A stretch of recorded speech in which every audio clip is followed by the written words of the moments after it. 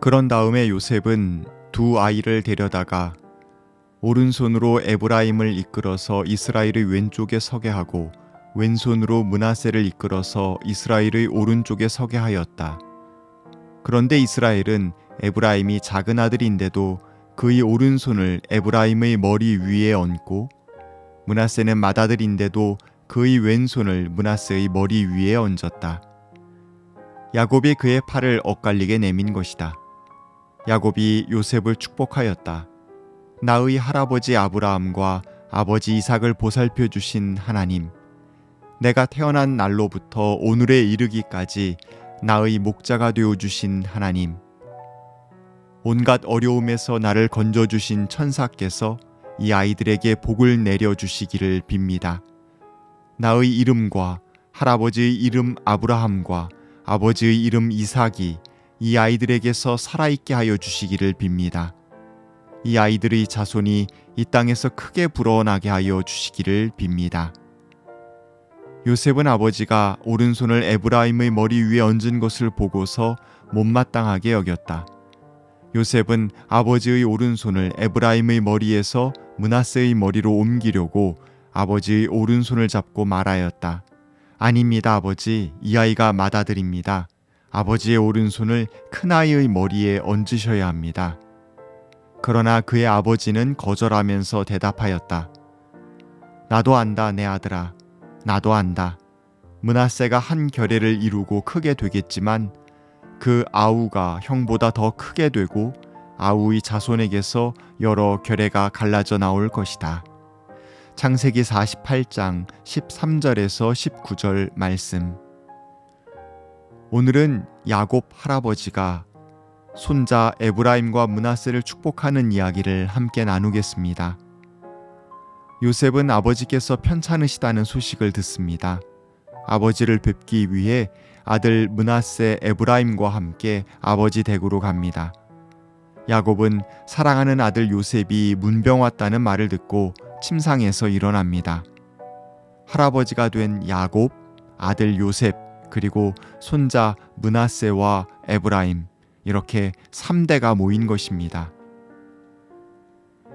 야곱은 아들과 손자들에게 자신이 하나님을 만났고 그분께 축복받았던 이야기를 들려줍니다. 하나님께서는 야곱에게 수많은 자손과 땅을 주시겠다고 약속하셨고 야곱은 그 약속을 믿어 의심치 않고 있습니다. 아브라함의 하나님이시오, 이삭의 하나님이시오, 야곱의 하나님께서 동시에 요셉과 그 후손들이 하나님이시기도 함을 분명하게 고백합니다. 나이가 많아져서 눈이 어두워 앞을 볼 수 없었던 야곱은 요셉에게 두 손자를 축복할 테니 가까이 데리고 오라고 청합니다. 야곱은 그들에게 입을 맞추고 끌어안습니다. 특별히 요셉의 두 아들이 그들의 백부 숙부들과 같이 유산을 상속받게 될 것이라고 밝힙니다. 요셉에게 장자의 몫인 두 몫을 준다 해도 파격적인 겁니다. 왜냐하면 장자는 분명 르우벤이기 때문입니다. 그런데 야곱은 훨씬 더 파격적인 유언을 남긴 것입니다.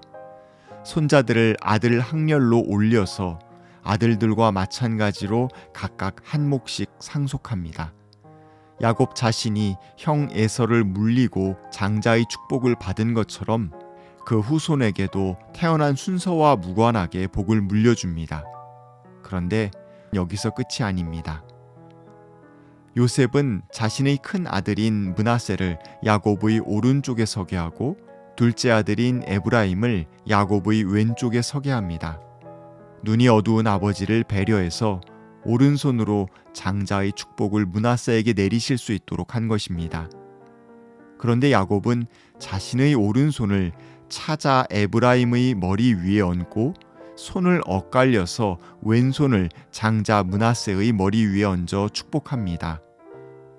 요셉은 기껏 장자와 차자를 가려서 세웠는데도 아버지가 손을 엇갈려 얹은 것을 보고 못마땅해합니다. 아버지께 손을 잘못 얹으셨다며 장자에게 오른손의 축복을 내려주실 것을 요청합니다. 그러나 야곱은 거절하며 물론 므낫세도 큰 민족을 이룰 테지만 아우인 에브라임이 더 크게 될 것이라고 이야기합니다. 손자들을 아들 학렬로 올린 것을 넘어서 두 손자들의 순서 또한 뒤집어 버렸습니다. 가만히 생각해 보면 이와 같이 인간의 순서와 하나님의 순서가 뒤바뀐 경우를 성경에서 쉽게 찾아볼 수 있습니다. 예수님께서 먼저 된 자로서 나중되고 나중된 자로서 먼저 될 자가 많으니라 하고 말씀하셨습니다. 야곱이야말로 맏아들이 아닌데도 장자의 축복을 받고 이스라엘이 되었습니다. 우리가 잘 아는 다윗 왕은 이세 집안의 막내였습니다. 사무엘이 기름을 부으러 베들레헴 이세의 집에 갔을 때 이세는 7 아들을 차례로 불렀고 사무엘 역시 그 겉모습을 보고 만족했습니다. 그러나 아무도 하나님을 만족시키지는 못했습니다. 아들이 더 없냐고 사무엘이 물었을 때 이새는 형들을 대신해서 양을 치러 들판에 내보낸 막내가 있긴 합니다만 이라며 못 믿어하는 마음을 내비칩니다. 막내가 설마 기름 부음을 받을 거라고 아무도 예상하지 못했습니다. 하지만 하나님은 볼이 붉은 소년 다윗에게 기름을 붓게 하셨습니다. 태어난 순서와 상관없이 하나님은 그때 필요한 일을 뽑아 자신의 일을 맡기시고 그가 앞장서서 책임을 감당토록 하십니다. 요셉은 자기도 모르게 인습적으로 장자 중심적인 사고를 하며 맏아들 므낫세를 앞세우는 모습을 보였지만 야곱은 오랜 세월의 경험을 바탕으로 하나님의 일하시는 방식은 인간의 예상과 다르다는 것을 보여줍니다. 그렇다고 하나님께서 장자를 무시하시거나 괄시하신다는 뜻은 결코 아닙니다.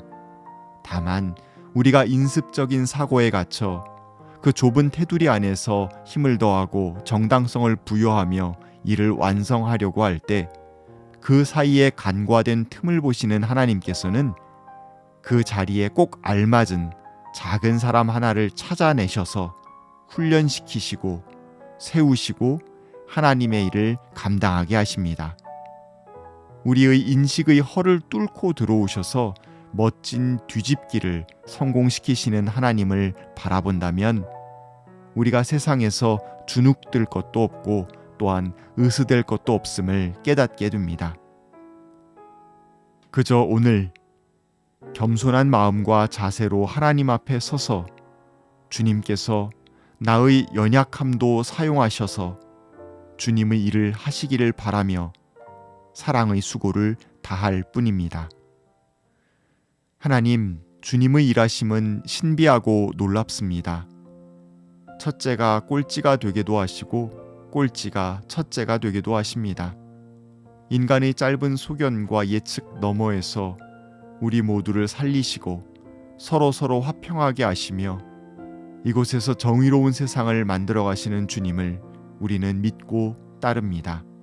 주님, 주님의 높으신 뜻을 연약한 우리를 통해 이루어 주십시오. 아멘.